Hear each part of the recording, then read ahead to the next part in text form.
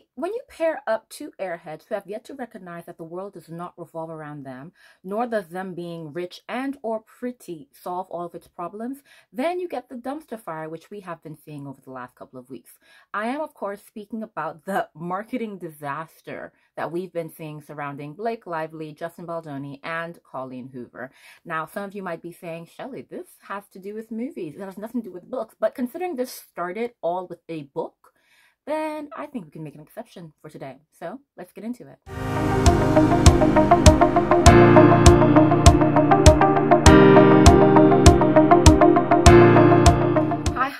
Hi. For those of you who might be new to my channel, my name is Shelley. Now, this is a book channel. Before anybody gets it twisted, this is a book channel and we talk about everything books. We do reviews, we give commentaries, and this is what we're on to today, a commentary on the book to movie adaptation of Colleen Hoover's It Ends With Us and the drama surrounding the PR and the marketing that they have been going through. Now, for you guys who do not know me, my name is Shelley, and yeah, I can be a bit animated, you know, with how I describe things. I use my hand a lot. You can't see it, but you can tell by all the shoulder movement. But today we're really just going to go into like everything that's going on, the drama, where it started from, how it's going, and really what this is going to end with, and just give a bit of background information about the book itself and why there's so much drama with how it's being covered and how it's being presented, at least the movie anyway. Now, I'm going to start by making it clear where I stand. This entire debacle has been a show of how Blake Lively and Colleen Hoover, Coho for short, have such a lack of awareness, have such a lack of authenticity, have such a lack of basic human decency, and a lack of substance, and a lack of care, really just for issues that do not concern them. Literally, this entire mess has just shown us that when it does not directly relate to them, they do not give a heck. If it's not around how they can make money, how they can get attention, how everything can really just lift them up, they don't give a heck. And that is where, obviously, I have a problem. So before we even start, let's make it clear, I'm not on their side, okay? Let's just get that point out. Next, let's also make it clear, because I don't want to pull up being inauthentic myself. I have not read the book, okay? I have not watched the movie. But, before anyone taps out and be like, you have nothing to say here, this is where the problem is. Even without watching the movie or reading the book, we know what the book is about. We know what the movie is about, because it's one of the most popular Colleen Hoover books, which is obviously why it's being adapted. We know that the book and, you know, the movie covers sensitive issues. And so just by that, we have an idea of how it should be represented. We have an idea of what the coverage should be like in terms of like the PR and the marketing for this. And that's not what we're seeing here at all. If anything, we are seeing like the complete opposite, and we're seeing a complete ignoring of the important issues that are covered in this book and in this movie. But see, this is the problem here. Now, if you are in the book world, you know that Colleen Hoover has divided the book world. Like, obviously she has a lot of fans, which is why she's one of the most popular authors out there, but she has proven herself to be problematic, which is why some people have just, you know, cut her off as, you know, one of the authors that they will read, even if they've read some of her previous books and like it. Now, before I even like started reading, I heard about the name Colleen Hoover and I heard how popular she was. One of my friends even suggested so many of her books to me, but everyone knows I am not like the biggest romance girly. I will read romance books, but it won't be my top choice. So when they're recommending those books to me, I didn't really care. I'm just like, eventually I'll pick it up. Then I entered the book world and blam, I was presented with, you know, her problematic behaviors. And one of the problematic behaviors, especially when it came to this book, is that people were saying that she basically romanticizes, you know, sensitive issues like domestic violence and domestic assault. Now, with everything that's going on with this movie, Colleen is not beating the allegations at all. She has really just made it worse for herself. Now, I even have some quotes that she said, and like I said, this is not helping her in the slightest. And with seeing like the coverage of this movie, it's just making everything worse. I'm just going to read out these quotes for you. First, she said, "I always say I write to entertain, not to inform or educate."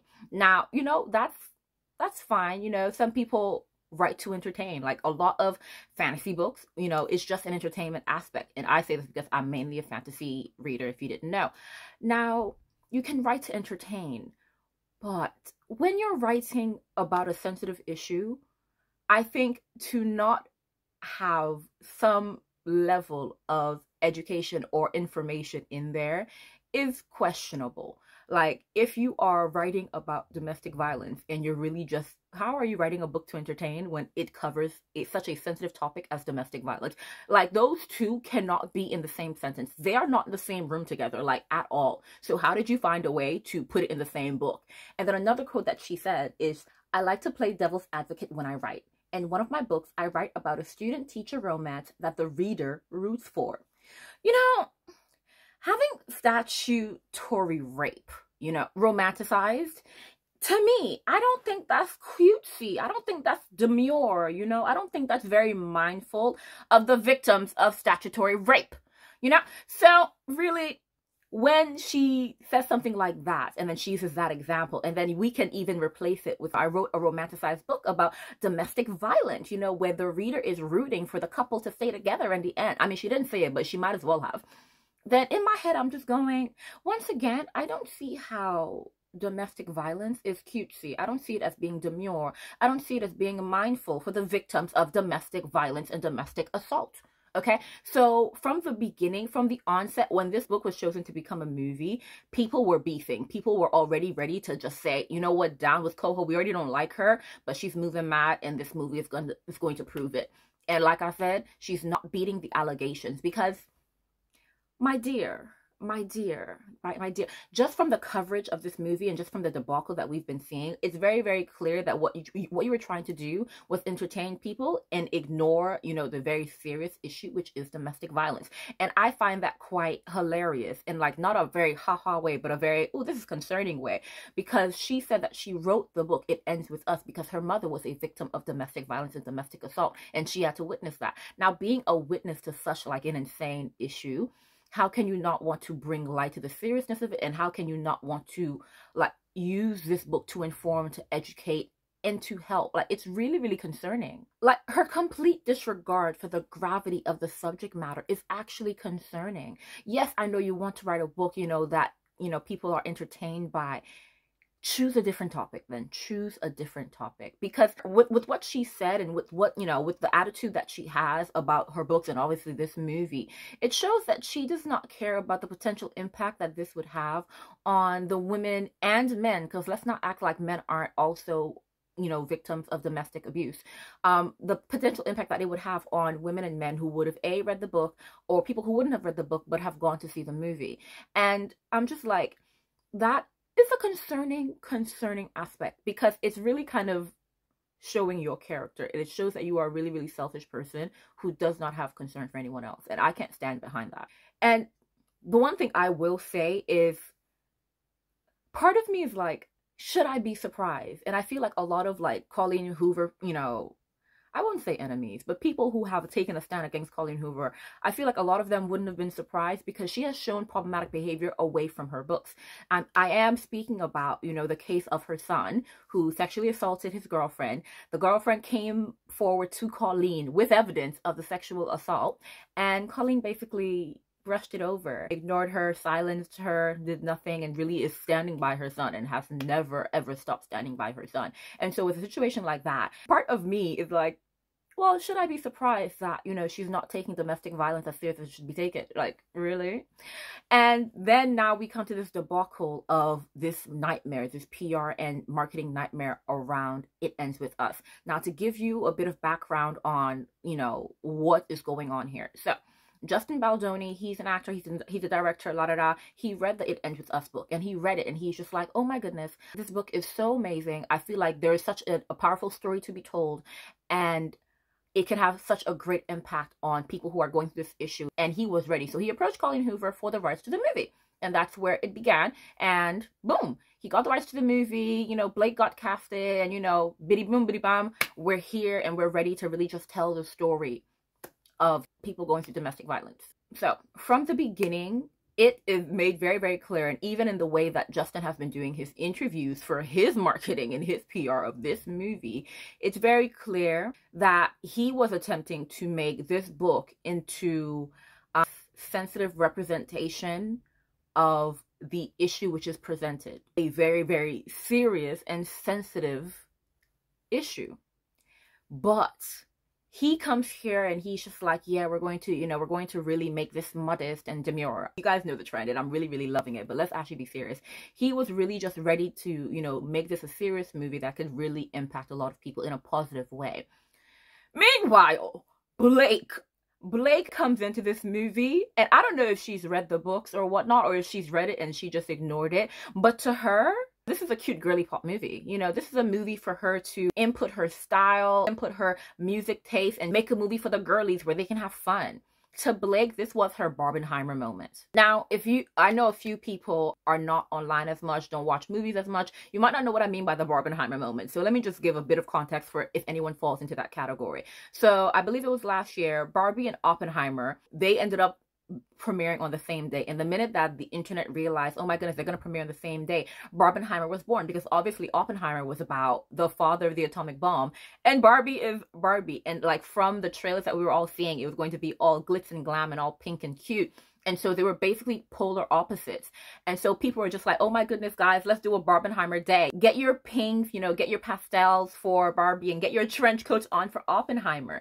Now, I'm going to tell you now this personally, I won't call myself a history buff, but I genuinely love history. So I knew about the story of Oppenheimer before the whole movie. And so I was actually really excited to see the Oppenheimer movie, to see how they represented it, and to see how they actually told the story. I didn't give a heck about Barbie. I'm so sorry. So on the premiere, I went to see Oppenheimer. I didn't give a heck about Barbie. I do not care. I ended up seeing it a bit later, and it's one of those movies that if I were to be describing it as a book, I would call it no plot, just vibes, but it's okay. It's okay. But let's get back into the topic at hand. Blake wanted this to be her Barbenheimer moment because the time that It Ends With Us was coming out is the same time that Deadpool versus Wolverine is coming out. And obviously Deadpool is her husband, Ryan Reynolds. That added an extra layer to this debacle, okay? Because it's looking like, to me anyway, it's looking like to her, Barbie in this situation would have been It Ends With Us. And I'm just like, my dear, in this situation, It Ends With Us is the Oppenheimer, okay? Because Deadpool and Wolverine, yes, it's a superhero movie, a lot of gore, a lot of fighting, but it was so, like, if you've watched the movie already, like, it was so fun, so funny. Like, the theater, I went with my friends, we were laughing, we were kicking it up. It had some great nostalgia moments. It was the movie that might have revived the Marvel Cinematic Universe, because if you're a Marvel fan, you know that thing has died, and that died poorly. It's just bad. But in the situation of Barbenheimer, Deadpool versus Wolverine would have been the Barbie because of its lightheartedness, and because of the topic being covered with It Ends With Us, that would have been the Oppenheimer. But she's marketing, she's going out there talking about, ladies, get your girls together, put on your florals, and go to the cinema. It's gonna be a cute girly pop time. See, I'm just like, does she even recognize the movie that she was in? It's okay if she didn't read the book, that's one thing, but because I know a few people, they've actually gone to the cinema, they've watched the movie, and they were so shocked because of the marketing that Blake has done.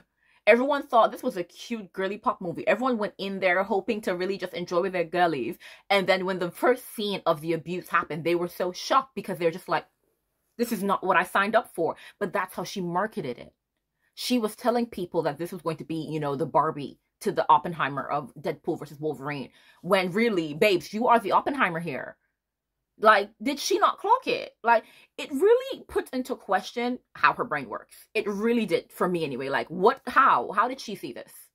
Now, it was really, really weird how she was marketing it, but let's actually go into what the beef with Justin Baldoni and Blake is. Like, let's put the marketing and how she's been marketing it aside for a minute, and let's look into the actual debacle with where the drama is between those two. So, basically, she was made a producer. She got really, really close with Colleen Hoover. And so there became a battle of wills in terms of, like, creative control. because while Justin is a director, he's the one who even bought the rights. Like, you know, like he would be the one to have the, you know, creative control. Blake, you came here as an actor, you were made a producer, but, you know, the director has the control. Blake, she wanted to run the show in every sense of the word. She wanted everything to go in her direction. So for things that, you know, Justin was just like, this could be more like toned down scene because of what is happening here. Blake is just like, oh my goodness, I have a vision. And it was completely opposite to what Justin wanted, which inevitably from the early reviews I've been seeing has definitely made the movie disjointed, because I've heard people say that, you know, there would be a very, very serious scene happening and then this music would be playing and it's just like, I don't think this matches. And then you have this, you know, the main character who's named Lily Bloom, which is why Blake was telling everyone to wear their florals. She is this normal girl who owns a floral shop in, you know, fairly not cheap city. And she was wearing red bottoms with like designer name brands all over her. And people were just like, this does not seem to fit. And it's actually very, very funny because those are the two areas that Blake took control over, the fashion and the music. And I'm just like, see, this is making sense because clearly this homegirl does not know what she's doing. But like, to me, it's very clear that to Blake, this was a fashion show for her where she could make this into her own little personal fun project and make her directorial debut, because I'm hearing that she wants to actually, you know, step into that role.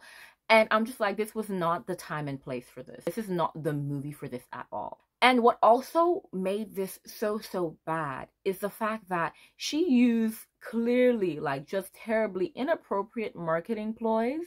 And it was really, really shocking to see her do that because it really ruined what could have been a powerful message for victims of domestic violence. Now, let me give you a bit of examples. First and foremost is obviously the way that she's dressing. Now, this is something that a lot of actors have done. I think it's called method dressing or something like that. A lot of actors have done for certain projects. You know, they embody the character, and the weeks before the project is going to be releasing, they wear actual clothes to embody this character just to really kind of get people hyped up. Obviously, we know this. We saw this during Barbie, and that's one of like the best examples of it. Margot Robbie did an amazing job. Her and her stylist did an amazing job, and we love to see it. You know, she was wearing not just pink, but she was wearing the classic looks from like classic Barbie dolls, like actual Barbie dolls. We saw it with Jenny Ortega, you know, embodying the full look of Wednesday Addams when Wednesday was about to pull up, and it really got people hyped up for the movie.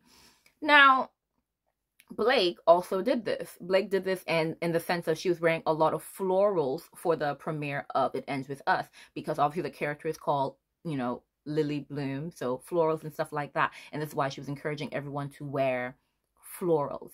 Now, for a movie with such a serious topic, what you should be focusing on is not the dressing, but that is what she was focusing on. And you know, actually, this is a side note, but this is what made me laugh. So I'll let you guys know. I don't really know that much about Blake Lively. I don't think I've watched many of her projects. I think I've watched one.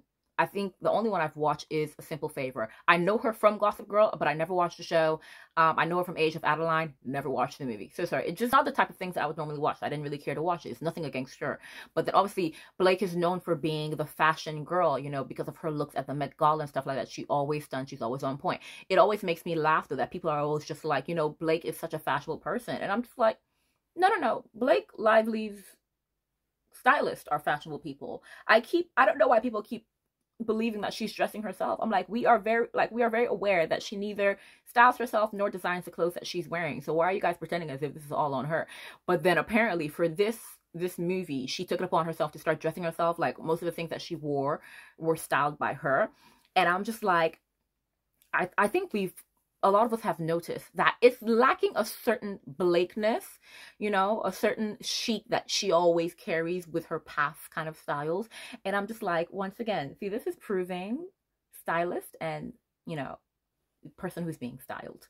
Because people are always giving her credit. I'm just like, what about the person who's actually doing the hard work? Okay, because they deserve the credit. Not saying that how she's dressing has been bad, but it's just very clearly not the way that she would normally dress. And, you know, it doesn't give Blake in the way that she's known to be giving Blake. But that was just a side note. But yeah, the whole method dressing for a movie about domestic violence and her using it to really kind of lead when she's doing her interviews is just so sad, because she'd be doing an interview and they'd be trying to ask her, you know, questions about, you know, the seriousness of this movie, and then she would just refer you back to, you know, look at my dress, I'm wearing this, you know, I'm wearing this dress from Britney Spears, like, and it's just like, okay, you know, this is a very serious movie. Do you have anything to say about the movie and the topic being addressed? It's just really annoying. So because like there is such a lack of recognition and acknowledgement for the serious issues in the movie. You would think when she's doing these interviews, she would talk about, you know, how if you're going to be doing method dressing, how about method acting? You know, did you even consider the feelings of women who would have been in this situation, or men who would have been in this situation? Did you, you know, did you embody, you know, the fear and, you know, the doubt? And I'm just like, babes, show that you have a concern for something that's not you, you know, because to me, I'm just like, you're just really concerned about the hype that this is going to get you. You're not concerned about the real message of this movie, which has been so disappointing to witness. But beyond her just, you know, insensitivity with that, it goes a level further, because she used the premieres, like, you know, the premieres that she was attending to promote her alcohol line and her new hair care line. And I just sat there like, first and foremost, I thought her using the premieres to advertise her alcohol line was probably one of the most disrespectful things she did in this entire situation. So her alcohol line is called Betty Booze. But why I thought it was so disrespectful is because it's just very clearly tone deaf, because alcohol is one of the most present factors in a majority of abuse cases. And so to be advertising, like, you know what, to be dropping and advertising your line when you're at a domestic violence movie, I was just like, you know, did no one come to her and say, you know, 1 and 1 is not equaling 2 here? And it's just like, it's not just insensitive, it's disrespectful to these victims, and it's just absolutely atrocious of her to do that without any second thought. Like, she didn't think maybe this isn't the right time or place to do this. Nah, she was just so proud of her new alcohol line. And I think what also kind of like threw me off with it is the names that they gave the specific drink. So one of the drinks was called It Ends with Buzz. And I think the drink that when I saw it, like, you know, everyone parading it online, that really made me go, are you really okay? Is the one that's called Ryle You Wait. So Ryle in the movie, book movie, whatever, is, you know, her partner. And he's the one who's, you know, abusing and assaulting her. Ryle You Wait. You thought that would be, you know, oh my goodness, it's so cheeky and so catchy. We're making a name out of an abuser, you know, so you can enjoy your drink while he's beating the life out of you. This entire thing has been insanely tone deaf. Like, it's terrible. Like, babes, get a brain. I'm so sorry, but get a brain. But the thing is, it's not just Blake that's been tone deaf in this entire situation. Colleen has been tone deaf. Now, we spoke about this earlier, about how we shouldn't even be surprised that she's like this, because, you know, she's shown that she has a very lack of care for things that do not involve her, do not help her in the slightest, obviously with the situation with her son. But then I can't remember when this was, but there was a whole debacle because she decided to release coloring books and nail polish for It Ends With Us. Colleen has so many books. Now, of all the books to make a coloring book out of, and nail polish out of, you know, I wouldn't think it'd be the DV book. You know, I wouldn't. Personally, that's just me. I wouldn't choose to make the DV book into a coloring book. It just doesn't seem to match, you know? Maybe, you know, the red could be called Bloody Red for any time he beats you bloody. Like, do you guys see the ridiculousness of it? Like, you guys are trying to make something light of something that is so dark.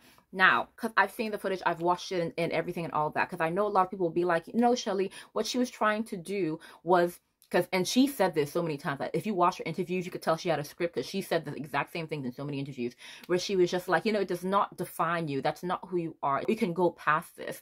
And I think it once again shows how out of touch she is with like real serious issues. It's very true that the, you know, trauma that a lot of people go through, it doesn't have to end there. You know, you can continue to live your life. That's not who you are. It doesn't, like, it's not your identity. But when you go through trauma, you don't erase that from your story. You know, you move past it, you know, you go past it, but it has it has made its mark on your life, and it will continue to be in your life forever. And so her trying to say that, you know what, you can just throw it out there, it's no longer a part of you. It doesn't define you, but it is still part of you. It has a big part to do with who you are, how you see the world, how you relate to other people. It is a major part of you. And so the fact that she was ignoring the effect, the lasting effect that trauma has on, you know, not just domestic violence victims, but just victims of any type of abuse, it just showed me that, you know, did she actually take time to reflect about this issue? Or like, does she have any sense of like real critical thinking? Because if you've never gone through abuse, obviously, like, you can't say that, oh, you know, I know how you're feeling, because you don't. That's completely fair. But then, you know what, to sit down and to empathize, you know, or you know what, maybe read about domestic violence, read about the experiences of, you know, domestic violence survivors. Honestly, educate yourself in the, you know, in as many ways as you can before opening your mouth. If she would have done that, I feel like things would have gone so much better. But she didn't even give people that. Like, she didn't even give people the benefit of showing that she cared enough to do her research. Now, because when you look at, you know, the coverage of Blake doing her marketing and Justin Baldoni doing his marketing, it's been a completely different story. Like, literally, it's Oppenheimer and Barbie with them too. It's completely different. Justin has shown that he's very intentional in every step of the way. Obviously, with how he planned initially to do the movie, yes, but also in even the way that he answers the questions that have been presented before him. You can tell that he thinks before he speaks, whereas she's just like, you know, she just talks and she just repeats her talking points, which is like, you're not defined by this. And one thing I've noticed is whenever she's asked a question about, like, you know, the serious issue, which is domestic violence, if you watch her face, she gets really, really irritated. She gets really, really annoyed, in the sense that you can tell that she's going, oh my goodness, you guys keep asking me about this, can we move on type of way. And I'm just like, this entire movie is not about you being cute. It's about domestic violence. So they're going to keep asking you about this. Like, you can tell she gets really, really irritated when people ask her that question. And I'm just like, babes, why are you getting irritated? You chose this role. Because obviously when they chose her, she could have rejected it. But no, you stuck to your guns, and you picked this role. And you also picked to have so much creative control over this role. Why are you being upset? It's just terrible. Now, so obviously they had creative differences. Blake, basically took over a bunch of the things that Justin was doing in the movie. And because Blake is, close with Colleen Hoover, Colleen allowed it. Apparently there's two different cuts of the movie, like the cut that Justin wanted and the cut which Blake wanted. And the cut which Blake wanted is the one that made it in the cinema, which is very shocking considering like he's the one who started this entire project. But yeah, because of that, like, it's caused a huge rift because there was a bunch of drama when obviously all the marketing started. So there's been a lot of like drama and stuff like that. You can very much tell that Blake is like grasping at straws to make Justin seem like the villain. And like, information has been leaked, and you can tell it's from Blake's team, which has kind of been trying to reframe the narrative to bring people back to her side, but it's not going to happen. But let's look at the timeline of how things happen in terms of like, people saying that, they're enemies and stuff like that, or, all this news that we've been getting about what went on during the, filming and stuff like that.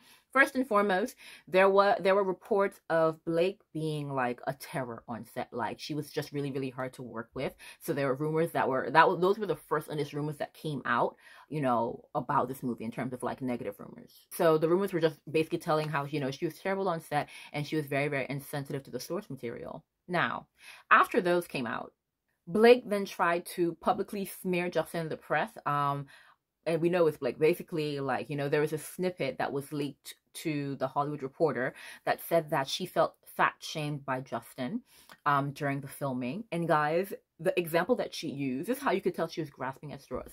So basically, Justin Baldoni has back issues. It's been reported, like, not just in this movie, but in other projects that he's worked on, that he has back issues. So there was a scene where he had to lift Blake up. And he went to his stunt person or whatnot, the person who does their choreography and whatnot. And he was just like, how much does Blake weigh? Because I have to be really, really careful and concerned to my back. And then this got back to her. And she's just like, I felt very, very fat shamed, And, as someone with actual back problems, guys, doing the smallest of things, like, I kid you not, doing the tiniest of things can pop your back and you will need help. And so I'm just like, even like being in certain positions for too long can injure your back. And so if you are lifting an entire human being and you have a history of back issues, it is, it is very much normal to question the weight, because I need to know what type of strain this is going to put on my back. Am I in danger? Like, it is completely normal for him to prioritize his health, because if anything, if he were to pick her up and then drop her because his back snapped, she would have then been like, he tried to kill me. Okay. So the fact that that's what she used to try to smear him, I said, babes, this did not look good on you.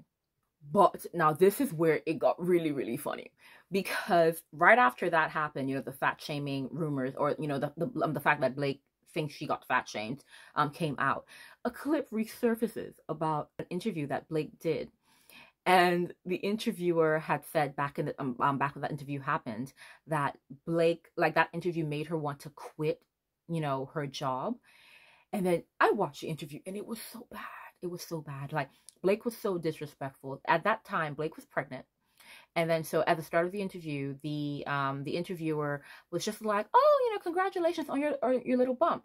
And then Blake automatically responds, like, she didn't even think for a second. Her first reaction was, oh, congratulations on your little bump. And you can tell that, she was being shady with it. And then, like, she was with her co-star for the movie that she was interviewing for. And the co-star obviously tried to diffuse the situation. And she was just like, oh, look at my little bump. She was trying to, like, make a joke out of it. So that clip resurfaced. And obviously it's kind of just, like, once again, showing that Blake is kind of a bully. Because the more you look at it, you're just like, Blake, you're just giving mean girl vibes. Like, just mean. But more things have been coming out, because, like, it's come out that one of the reasons that the interviewer, she was so affected by it was because she was struggling with infertility at the time. And so this is just not looking good on Blake at all. Obviously the interview was years ago, but the fact that it resurfaced, it's not looking good for her. Like, we're just like, first you tried to say that you were fat shamed. The example that you used was poor. And then a clip comes out of you actually fat shaming someone when they were going through a really hard time. Obviously, Blake wouldn't have known she was going through a hard time, but the fact that she fat shamed her regardless is absolutely disrespectful, right? And then what happened next was the kicker for me. I was just like, Blake, I think you should rest. You're already the villain in the story, but you should really rest. And this is the news that Justin Baldoni hired Melissa Nathan to do his PR. Now, Melissa Nathan in, Hollywood is the real Olivia Pope. Like, she handles PR like nobody's business. And so obviously people are suspecting, or people, were just implying that this was a warning to Blake and Ryan, because there's a whole debacle with Ryan as well, because Ryan, obviously being her husband, has inserted himself where he shouldn't have been inserted. And it's basically, people are basically saying this was, his warning to them. I have the best of the best. If you want to play ugly, believe me, it's not going to end well for you guys, okay? It will end with us for real. And so, oh my goodness, it's just gotten dirty. And like, that was kind of one of the last things that have happened so far. And obviously I've now heard that Colleen Hoover has turned her, I believe it's TikTok, she's turned it on private because of all the backlash that's being received. And I'm like, no. You chose your side. You chose your side, you chose Blake from the onset, as in from, like, filming, even though she was clearly someone who's very, very shallow. But considering Colleen has shown that she's also very shallow and insensitive, maybe that's why she picked Blake. They were two peas in a pod. But this is not what I expected at all. Like, I remember when the movie first came out, in my head, I was going, I'm gonna watch it. I've not read the book. I don't think I intend to. But I was just like, you know what? I am a big movie buff. The only reason I actually ended up watching Barbie is because I had already seen everything that was in the cinema and there was nothing else to see. And I went to the cinema expecting to see something new. I was bored. There was nothing to see and I watched it anyway. Like I said, no plot, all vibes. It was fun. But, so I was like, you know what? I might go see it, when it first came out. And then I remember when the first trailer came out and I was just like, it doesn't look all that bad. But then now hearing the reviews, I'm like, I want to see it to kind of see how much they butchered such a sensitive topic. But one of the things definitely that I know I was actually shocked by, and once again, did not help Blake in this situation, is the ending of the movie. So whenever there is a very, very serious topic in film, it's very kind of industry standard to put up the helplines at the end of the movie. So if it was a movie about sexual assault, helplines would have been at the end of the movie. If it was a movie about someone with mental problems, or someone wanting to end their life, the helplines would have been at the end. So in a movie about domestic violence, the helplines would have been at the end. But for some reason, apparently the helplines were missing at the end of this movie. Now, as a producer, why were they not there? It just seems like the main point of this movie has been completely ignored. Like, they really said, I want to make a fun movie, and they focused on that part alone. Like, because how you're already not speaking about domestic violence in any of the interviews, and when you're asked about it, you ignore the question. Because if you watch her interviews, when she's asked about that question about what would you say to women who are dealing with this, or this is a serious topic, the way she turns it, she finds a way to reframe the question. She moves the topic away, and then she really doesn't want to address it. Now, could there be a deeper issue? Like, maybe she's gone through this, and she's sensitive, she doesn't want to discuss it. Because I always want to consider every angle. So I always want to give people a chance. I don't want to see people as the bad guy. So I'm just like, maybe there's a reason that she's just been so insensitive. But when you are constantly showing that this is really just a character flaw, I really can't see that is the issue. I just think that you just don't care. And then after all the backlash, she finally made a post online. And I'm just like, babes, it's a little too late, because it really is just very clearly you trying to save your skin because of all the backlash you received. So personally, when she put up, domestic violence is a very serious issue that a lot of people go through, this is the helpline, you can go online. I was just like, that's great. That's very, very great. And while the information is true, and for people who follow her and would have seen that story, and if it helped one of them, that's amazing. I'm just like, because it doesn't seem like it came from pure intentions, I'm not giving you points for it. I'm so sorry. I'm not at all. But yeah, this is the debacle that's going on with, Blake Lively and Colleen Hoover and whatnot. And I think, if anything, like I said at the beginning, Colleen Hoover isn't beating the allegations. And part of me wants to read the book to kind of see how she romanticized, but at the same time, I'm just like, I don't want to give you no money. I don't want to support you in the slightest, okay? This is also why I also don't want to see the movie. I don't want to support you. But I also want to have a bit more context into all the chaos that's going on. Obviously, all of this is just like news clippings and such, that I've been seeing online. But I want to see what's going on. So I might actually see the movie. Will I read the book? I don't know. But it's also kind of just turned me off of all of her other books. I've read one Colleen Hoover book. Because like I said, I don't usually read romance. So when I first became a reader, I heard that she was great. That's before I knew all the drama around her. I was going to read one of her books eventually, maybe one day if I wanted to read a romance. But I heard that she had a thriller book, and because thrillers are one of the genres that I actually enjoyed, I read the thriller book. And I remember when I first read it, I was just like, it was alright. It was okay. And that book is Verity. I remember reading it, and I was just like, it was good. It was okay. And then after it takes you a while to truly reflect on a book, to actually look at the ins and the outs, I remember thinking, this was a very questionable book in several ways. The characters were questionable, the end was questionable, what was done was questionable. I was just like, I can see why some people call you problematic, but I'm just going to say that you're not used to writing thrillers and don't know how they're meant to end.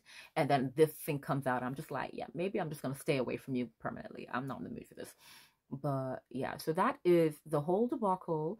Well, not the whole debacle, but kind of like a summary of the debacle going on with Colleen Hoover and Blake Lively. Guys, I don't know which side you're going to stand on, but as I said at the beginning, I'm not on their side. They have not given me a reason to support them in the slightest. I'm so sorry.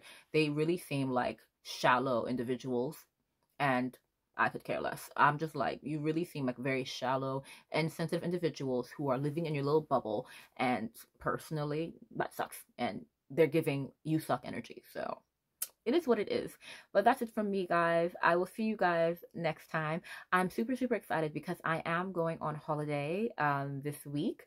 This week that this video is being posted. So I'm really, really excited. I obviously have, been trying to choose which books I'm going to be carrying on holiday. I'll try to keep you guys updated on the community, and maybe I'll do some travel content. If anything, I'll do it on another channel or maybe on this channel. I don't know. But I'm super excited to be getting a break because I have been worked to filth. Like, I, not just like at my 9 to 5, but just in everything that's happening around me, I have been worked almost to death. Like, I'm tired. I'm tired, and I desperately need this break. It is a girls' trip, and so, you know, going on holiday with, you know, my closest girls, I am super excited, and it's going to be great. So this week is going to be a week of prep and then a week of holiday. So, but don't worry, guys, I won't leave you hanging. I planned well in advance, so I do have my video for next week already scheduled, edited, and up. So you guys won't be, you know, left hanging. I still have a video for you because I will be on holiday. It is more of a chill video, so prepare yourself for that. But, you know, we need a bit of chill every now and then. Yeah, that is it from me. I will see you guys next time, and I hope you have a great week. Bye.